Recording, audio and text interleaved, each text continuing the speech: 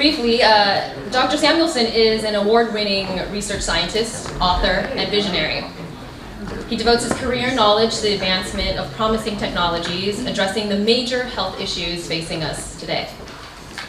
He works as an independent science consultant to a variety of companies in the health science industry, and some of his successes include developing the large-scale production of safe, stable nanoparticle structures capable of disabling viruses, attacking bacteria, detecting tumors, and delivering drugs, among many other major applications. And he has also identified methods to produce safe and stable molecular complexes capable of stimulating the body's own natural healing responses, thereby impacting a wide variety of health issues. And this is also known as Redox signaling. So welcome, Dr. Samuelson.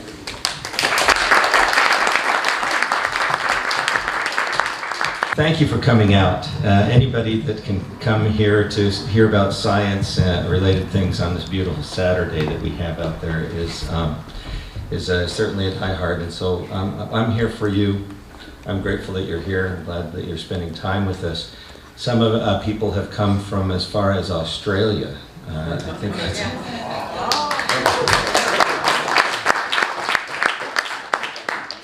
to be with us today, and so thank you.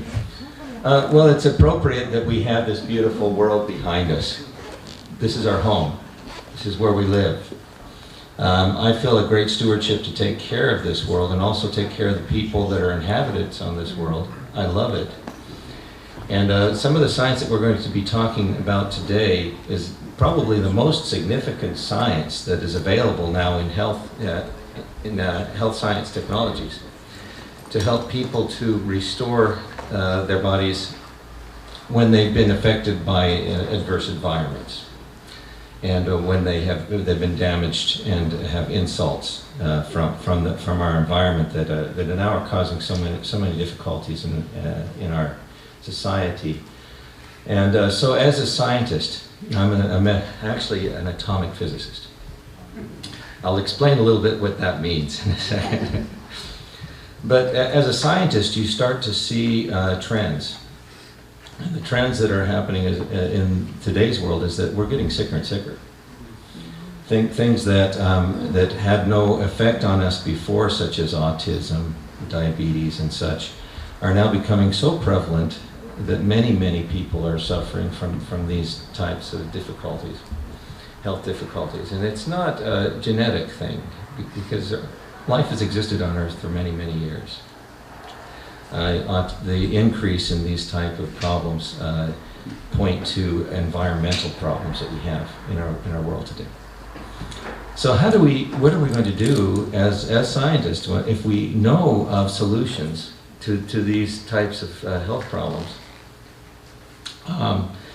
We need to be able to come here to groups such as yourselves that are interested in science, and then explain the importance of some of these new discoveries.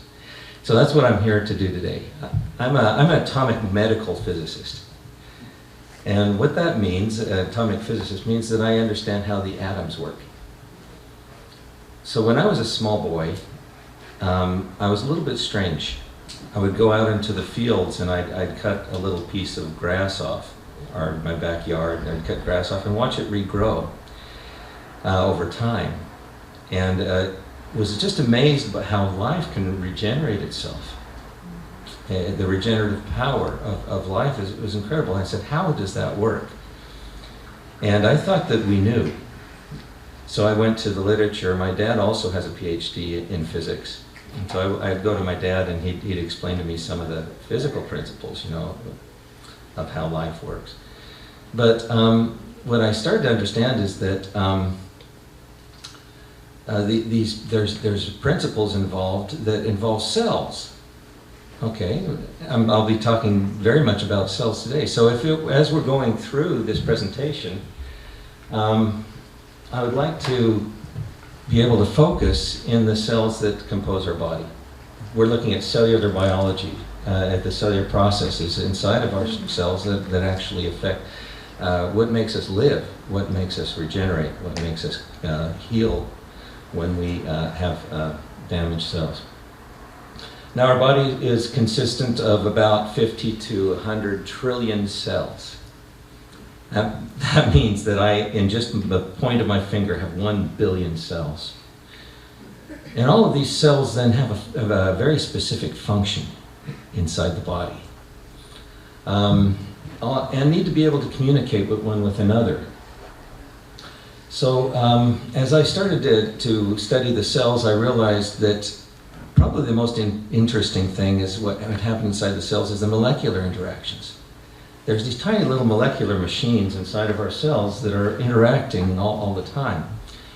And atoms make up molecules, and fields, electric fields that are from protons and electrons, etc., they make up the molecules, the atoms that make up molecules. So I thought, well, if I can understand the atom, maybe I can start my investigation into how life works.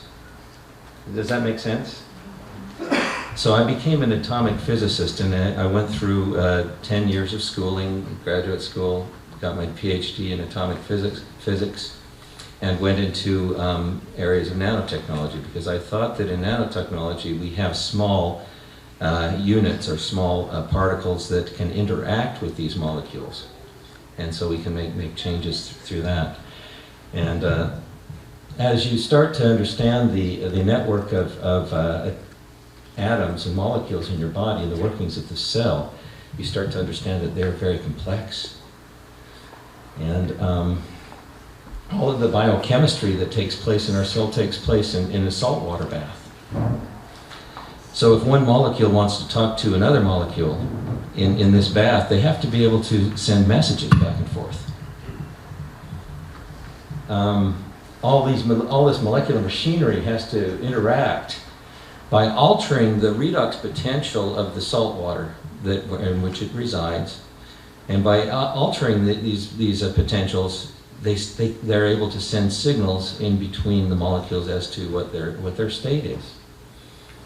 And then redox signaling then is actually the signaling process that mediates all of this intermolecular communication between these molecules and molecular machinery inside of our cells. So when I started to realize what that is, you look into, well, how oxidation and reduction inside cells can actually affect the environment. So the cell is able to naturally produce the energy that it needs from sugars and fats and ketones and other such things through the mitochondrial respiration. The mitochondria is this kind of wrinkly little thing inside the cell. These redox signaling molecules are created. And then they are used in ways that we'll discuss to be able to give messages as to what the status of the cell is. Is the cell healthy? Has it become damaged, etc.? And so this is a very interesting process. This communication process, I just wanted to touch on it a little bit.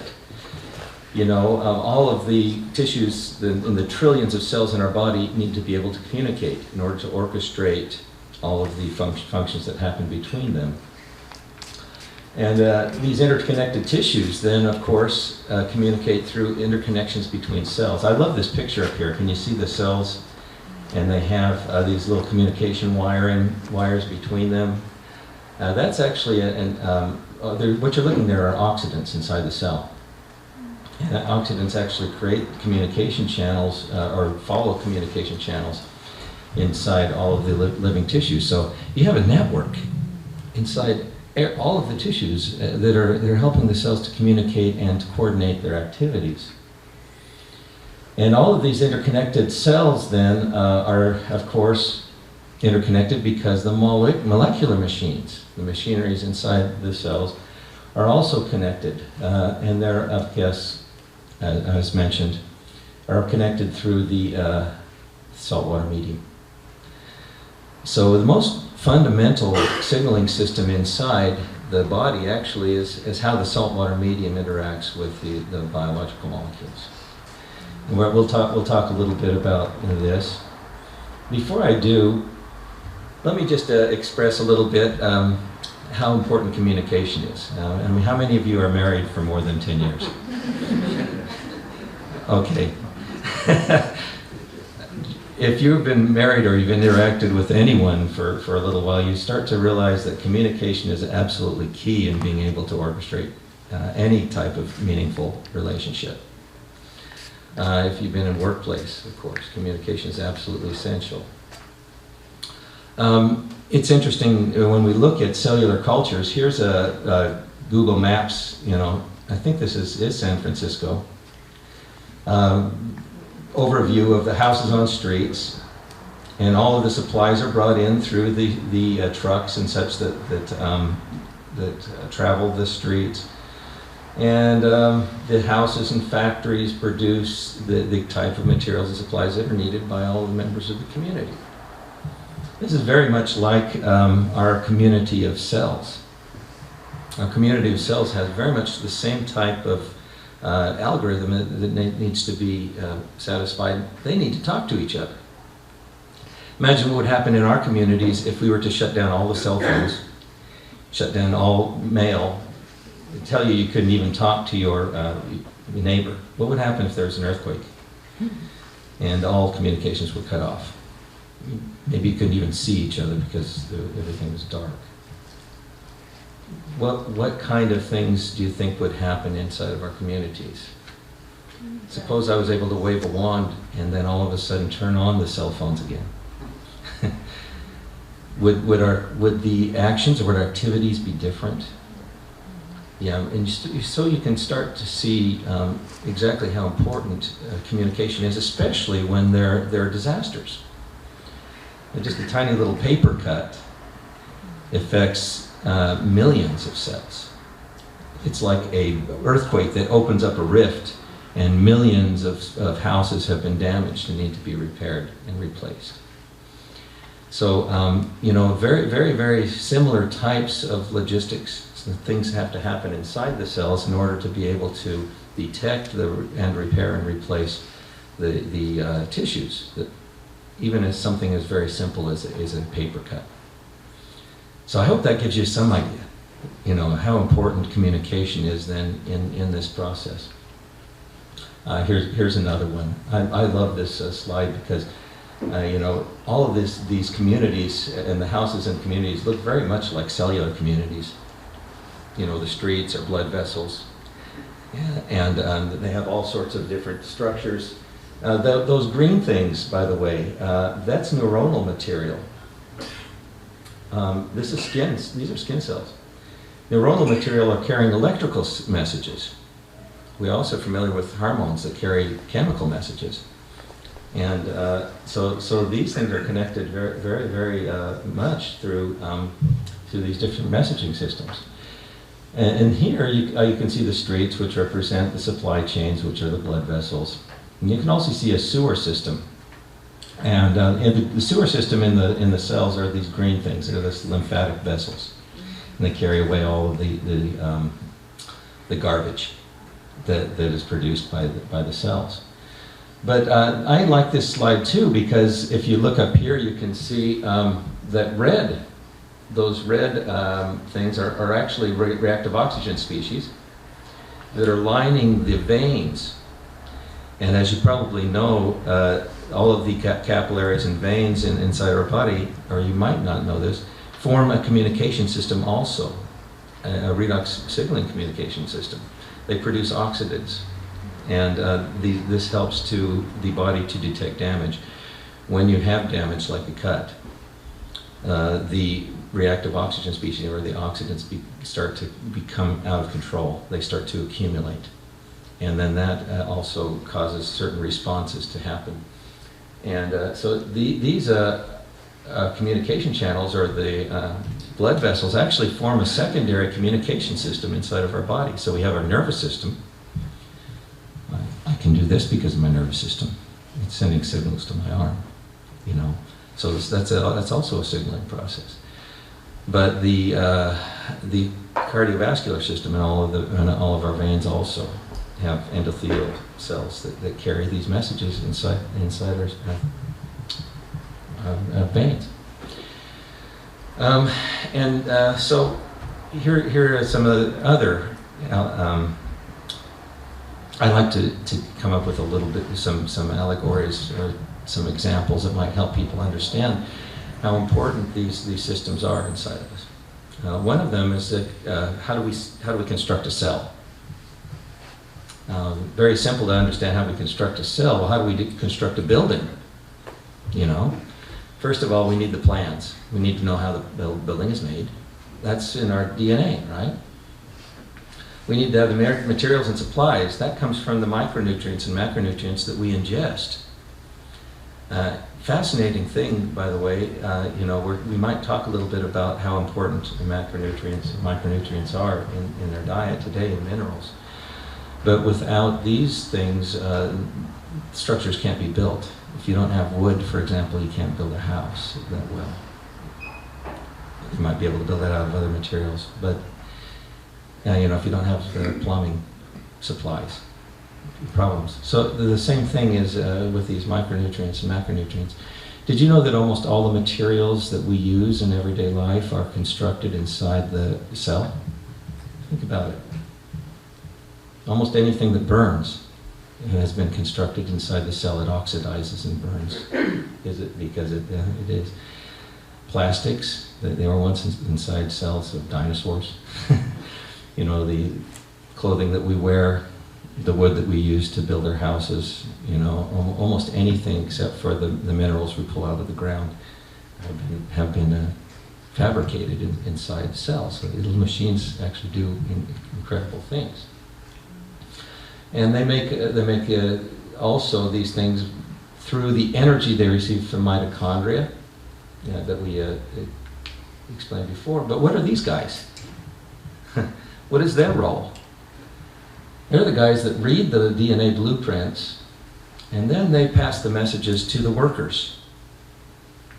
They're the messengers. Some of the most basic messengers, as we mentioned, were redox signaling messengers inside of the salt water in our cells. These redox signaling messengers then take the current state of the cell, or the messages that are generated by the DNA and RNA and other processes, and they transmit that to the workers, and then the workers are able to take the materials and build the cell. So in order to have your health, what do you need? You need nutrition, you need hydration, you need exercise. These cells need to move and work, and you need sleep, and then respiration. Those are the 5 laws of health. If you were to go to the moon, you'd have to be able to you know, supply those things in order to stay alive and healthy. So you know, those are the type of things that the cells need. Our cells are machines. They need these supplies. A machine like a car engine, for example, needs gas, oil, transmission fluid, and other type of things in different parts in order to be able to work. Now, we don't need to know exactly how an engine works. Some of us here might know how one's works. To understand that what we need to put inside. Our cells also need different things. They need sugars and oxygen, proteins, amino acids, micronutrients, carotenoids, flavonoids, different types of minerals. You can imagine that you know, you can run a car without oil for a while, but it's certainly going to go downhill. And if we deprive ourselves of any of the essential nutrients, our health then gradually will suffer. Oxygen is one of those things. It's a primary ingredient in respiration. So I'm going to, since I'm an atomic physicist, I get to talk a little bit about the atom, the oxygen atom. And I hope this is interesting to you, because all of the redox signaling processes that we're talking about are based on the physics of this atom. Inside the oxygen atom, there are unpaired electrons. These are electrons that do not have a pair, and they're more likely to react. They're called free radicals. You know, we thought that oxidants and free radicals are bad for us, but is oxygen bad for us? Think about that for a minute. You know, And there are other oxidants that are created also through the processes of our mitochondrial respiration. And these oxidants are superoxides, hydrogen peroxide, hypochlorites. They're called collectively the reactive oxygen species. And they are the redox signaling molecules that we're talking about today in this presentation. They're produced by the mitochondria inside the cell, and they have a specific messaging role. They're also inside the cell produce these wonderful antioxidants. How many of you are familiar with antioxidants? For a molecular physicist or a chemist, this is what glutathione peroxidase looks like. Glutathione peroxidase is the master antioxidant that's produced inside your cells. It can eliminate some 70 million oxidants per second. It's very, very handy. The antioxidants that you might want to eat inside your vegetables and fruits, they're not as effective as these master antioxidants. They're superoxide dismutase and catalase and others that are produced internally. Because they need to be ingested, they may make it into the blood, and they may help to reduce oxidation in the blood. But the real work is done inside all of our trillions of cells with glutathione. And so, we used to think that these antioxidants were the heroes. The oxidants were terrible, but what we're starting to realize is that they both exist inside of our cells in homeostatic balance, which means that they're produced by the mitochondria and the enzymes inside of our cells, and they're eliminated by the antioxidants at about the same rate. So you always have a certain amount of oxidants inside your system. Now, scientists have thought before that these antioxidants were the heroes in the inside the healthy cell. There is this homeostatic balance but the antioxidants were the heroes and the oxidants were the villains that robbed the electrons and crush the cell. Well, that can be true. The oxidants certainly can cause damage, and they will cause damage if they get out of control. If they get out of control, then the oxidants will start to accumulate. This is a state called oxidative stress. It happens when the cell becomes damaged to the point where these normal balances, homeostatic balances, have been disturbed. So when the balances have been disturbed, it starts to give off a signal. And this is oxidative stress signal is not bad, because a damaged cell has to be able to either repair itself or kill itself. It's like a fire a fire alarm. In a house, if you were to have oxidants and free radicals in the smoke that is produced in the fire is essential, right? We need it to create energy. The same thing. These oxidants are needed to create energy inside of our cells. They're byproducts. Now the antioxidants gets rid of them. Normally they're in perfect balance. When something goes wrong, just like a fire inside of our house, the smoke starts to accumulate. This is an indication that something's gone wrong inside the cell. It could be anything. It could be a bacterial invasion. It could be physical damage. It could be an environmental toxin. It could be almost anything that has accosted or insulted the cell, and it creates this oxidative stress type of a condition. And the oxidative stress condition then actually does some very interesting things inside the cell. It creates complexes, NADPH complexes that run inside the nucleus and NF-kappa B and such. They're messengers. They run inside the nucleus and say, something's wrong here. It shuts down cellular division, it shuts down most of the processes, and then says, we need to find out what is wrong, so it goes into repair mode.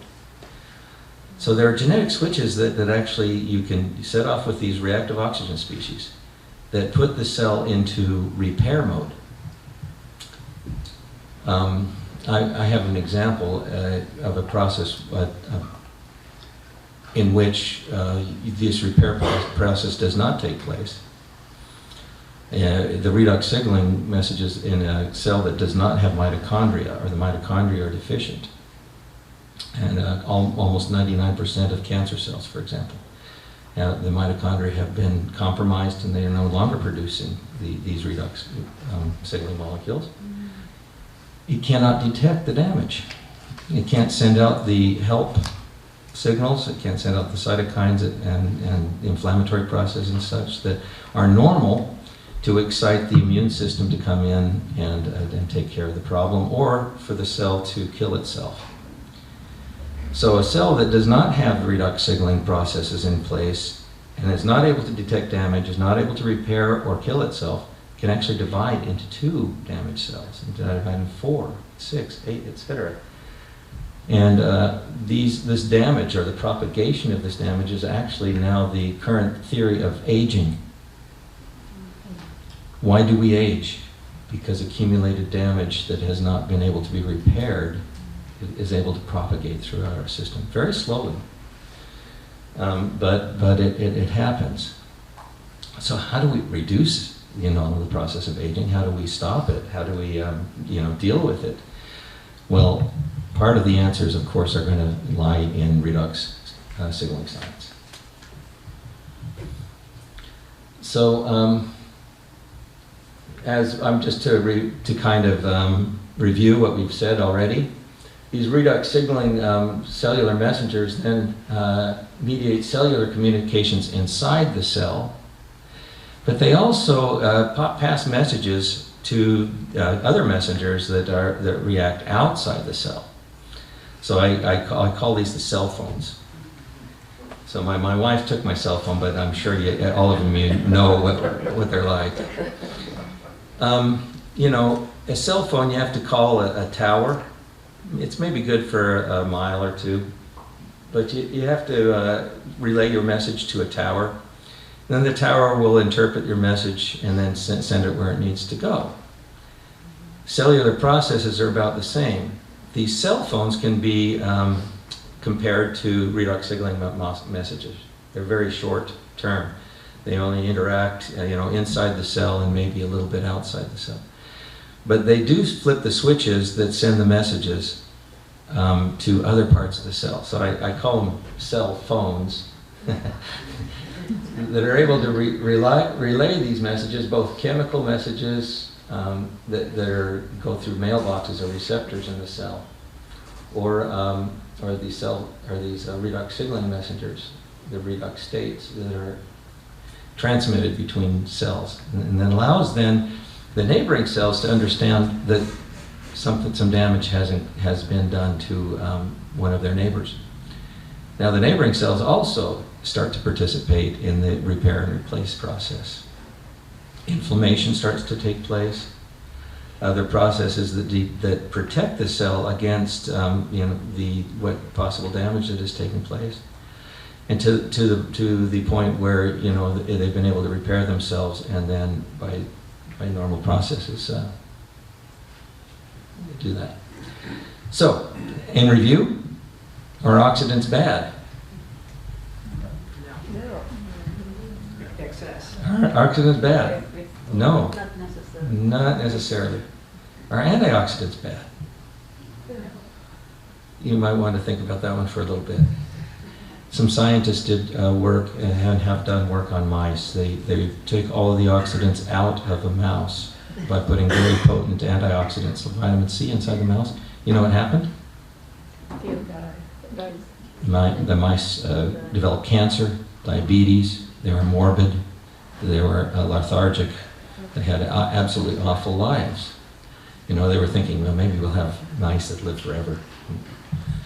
So now that you understand probably why, because you just shut down their signaling processes.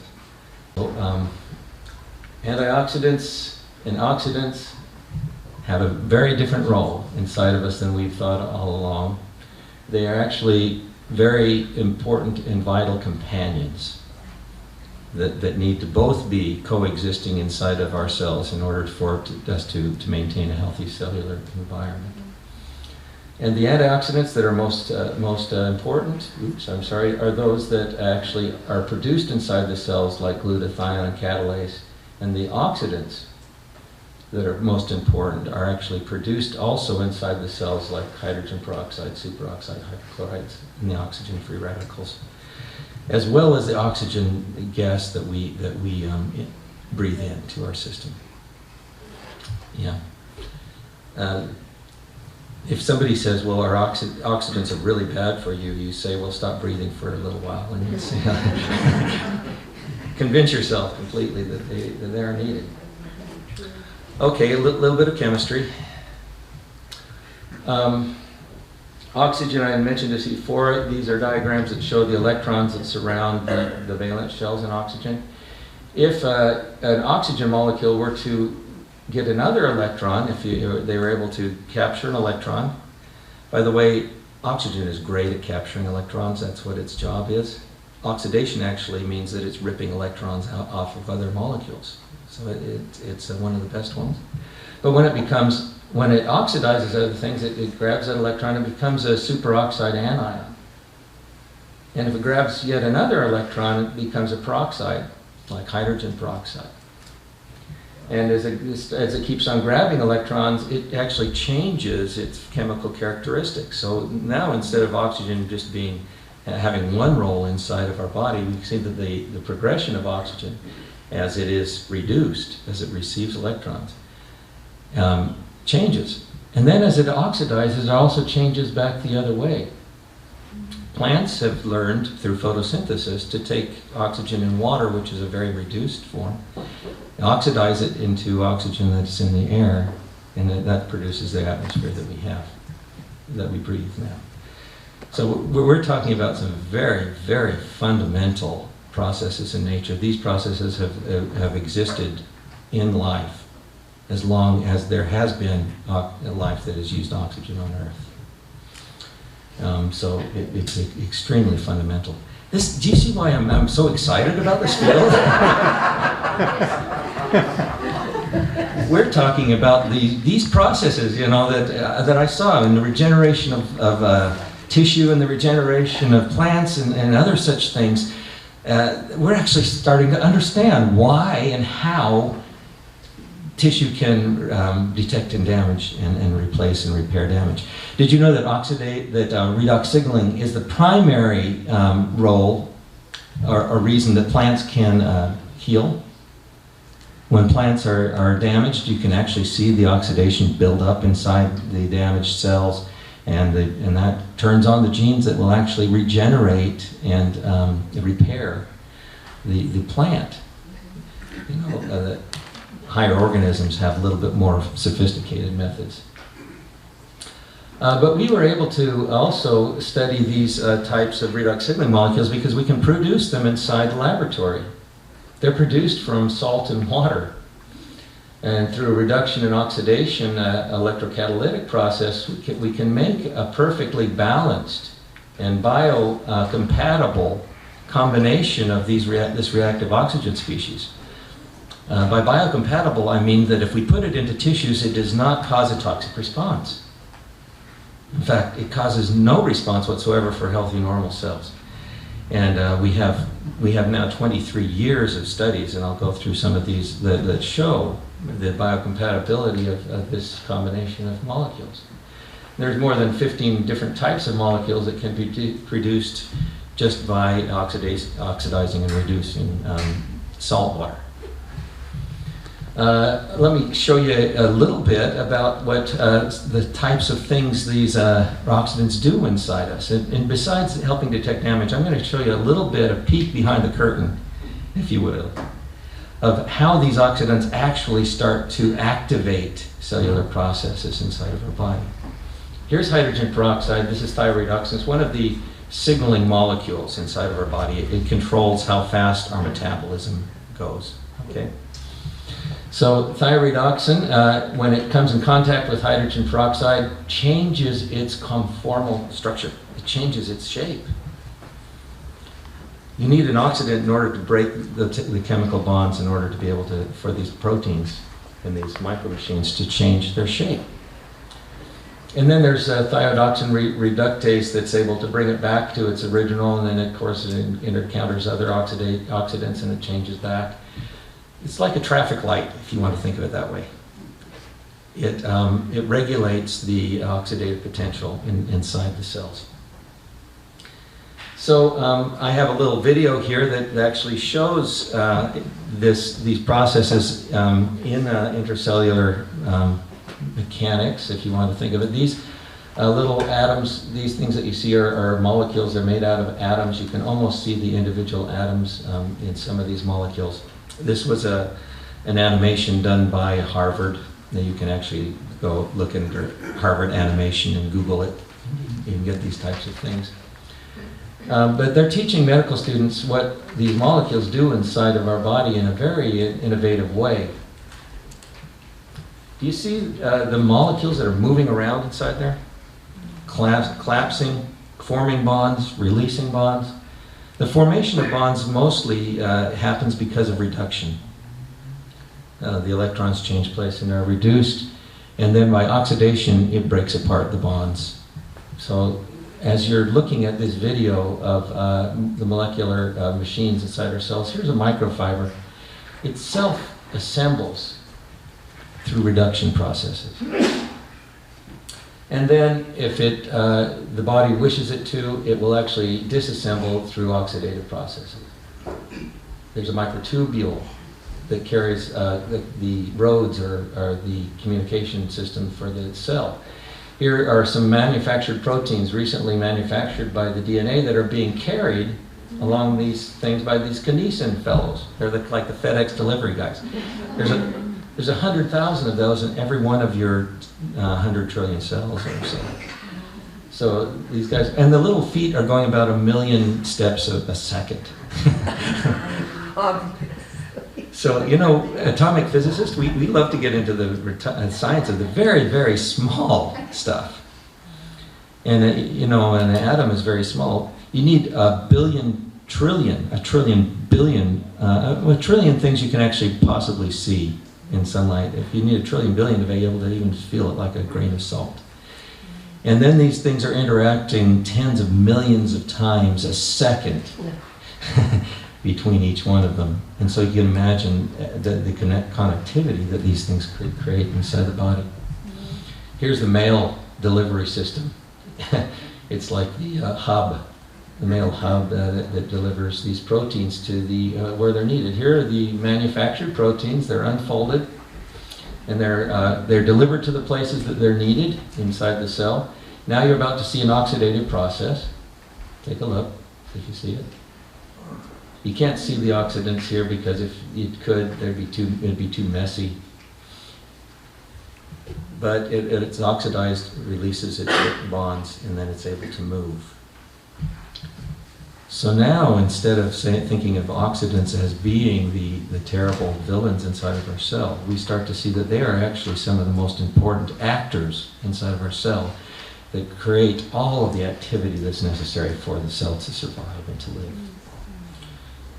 So what's important? Homeostasis.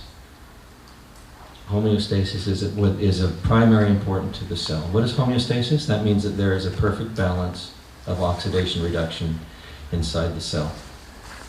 When that balance is disturbed, the cell will run the DNA that's necessary to be able to restore that balance or kill the cell and allow healthy normal cells to take its place.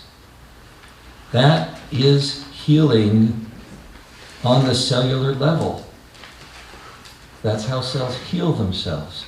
Understanding these redox processes, what redox signaling molecules do inside the cell, allows you to comprehend how the cell has the capacity to detect damage, repair and replace itself, to heal itself.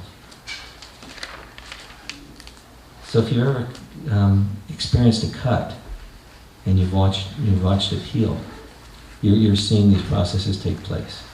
The buildup of oxidation, the genes that are activated then through these oxidants to repair or replace the tissue, and then it also helps to stimulate the regeneration of normal healthy tissue in its place. That's how it works. So now you can probably see even more why I'm excited about this field. You don't need to ask me to tell you about it very much. I can sit here and I can talk to you about this all day long. We have other people on the panel, though, that are really going to talk about some of the really important things, the consequences of this healing process in the body and of this communication process. So I'll leave it to them to do so, but just to let you know that these oxidants orchestrate the harmonious orchestration of life processes inside of our body. If we do not have them, we do not live. That's why journals, books, conferences, and such have been organized worldwide to study redox signaling and study how these processes in the body work. The immune system itself uses these oxidants, like hydrogen peroxide, superoxides, and hypochlorites, in order to be able, as its primary weapon of choice, to kill bacteria. So if these did not exist inside your body, you wouldn't have the armory to kill bacteria even. And yet, it's biocompatible with the system, meaning that the system knows how to get rid of it.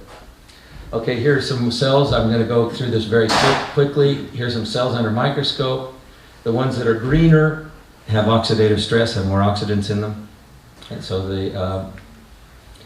when the cell sees that there is oxidative stress, it will call the immune system into play. It'll kill the bacteria. It will take away the cells that have been damaged, and then retreat. And then through normal cellular regeneration processes, again, cells are restored. So redox signaling even controls the response of the immune system. In many organisms, in your innate immune system, that's how it works. There's also adaptive immune systems. Go through some science now that we see in the literature. This is a tadpole. If you cut off its tail, it will regenerate. The reds are high concentrations of redox signaling molecules, of oxidants in there. So that's ROS. And you can see as the tail regenerates, there are very high concentrations of oxidants in there. And then as it finishes its regeneration process, these oxidants dissipate. So the question was, well, are these oxidants actually necessary for the regeneration process to take place? They put in certain types of antioxidants in there, and they found that to put the antioxidants in there, the tail will not regenerate. So you need these reactive oxygen species in order to be able to push the buttons that even regenerate tissue. Wow. We've been able to then take these same reactive oxygen species that are generated inside cells, stabilize them, and put them inside a stable saltwater solution. And they're perfectly balanced in the sense that they cause absolutely no toxic response to the body when it comes in contact with any tissues. One of the things that got me interested, first of all, as I said, it's absolutely impossible. It's something so bioreactive, can have absolutely zero toxic response. I stated that, I pounded on the table. I said, you can't do this. I'm not going to give this to my family. I'm not going to try it out. And they said, well, here are the studies. Very good studies run prior to the FDA. They're called preclinical studies that study the toxicity of this. Absolutely no toxic response whatsoever. Not in the eyes and the ears and the histopathologies of the organs. Nowhere did we see a toxic response. And these were in doses that were supposed to be very harmful. In fact, you couldn't get a high enough dose. So you get fluid in the lungs that would kill the animal long before you'd be able to get enough into an animal to actually harm it. So these are completely biocompatible inside the system. Okay, another thing I pounded, I said you can't stabilize these things. They exist for maybe 30 thousandths of a second at most, and then they disappear and they dissipate. But we found that molecular complexes can exist that will hold these free radicals from interaction with the outside environment and stabilized. Wow. So now we can use these as bioactive elements inside of clinical environments or whatever we wanted. So it's very exciting discoveries. If people really knew the significance of this, I'd have to hold this in the stadium. Yeah. Or no, it's extremely important to understand. So in our preclinical trials, we found that it kills all of the microbes in under 30 seconds. There's no effect on beneficial flora of the microbiome. Doesn't kill the good bacteria in the gut. Cell cultures, there was no inflammatory marker stimulated, zero. It was as if we were putting salt water, like the saltwater solution inside the cell cultures. Nothing. The antioxidants efficacies, though, increased by more than 5 times, and that's glutathione peroxidase and superoxide dismutase efficacy. It accelerated the kill rates in cells only in the damaged cells. So it helped the cell to detect only the damaged cells and kill the damaged cells. But the normal healthy cells were fine. Increased sensitivities to some hormones like insulin and something called tumor necrosis factor. And some hormones actually increased the sensitivity to these things. And it reversed cell aging. We had a lot of cells that became senescent or old. They were unresponsive. We put the redox signaling compound in there, and all of a sudden they started to accept stimuli, accept hormones, and then they returned to their normal state. So reverses cell aging. It opens these key channels also that activates the detoxification, especially in the gut. So a lot of the gut toxins that you experience are expelled through the gut, and you need to have these channels open. And it's also the key to cellular regeneration cycles. So after a while we were saying, well, what in the world is bad with it? I was looking for something that was bad. So we, it can't harm anything, and yet it has so many different methods of helping to stimulate this healing process. So what's the effect of heat redox signaling and supplementation on animals? Okay, there's 20 years of data in mice, rabbits, and dogs. Zero toxicity again in any of the organs. Mice ran 29% longer to exhaustion when they had this versus the placebo, which was salt water.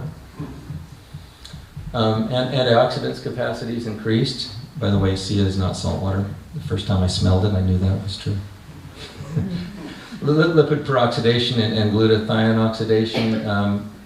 We actually increased or decreased the oxidation inside the blood, according to these markers. And there were many metabolic markers that were normalized. Here's some of the data from the animals, where it shows very significantly that animals that drink ASEA can run longer. These were mice, so in the lab, the poor technicians, they say, when they were actually trying to collect the mice to do that, said that when the ASEA mice were almost impossible to catch. and so they were thinking of giving it to the cats. Anyway,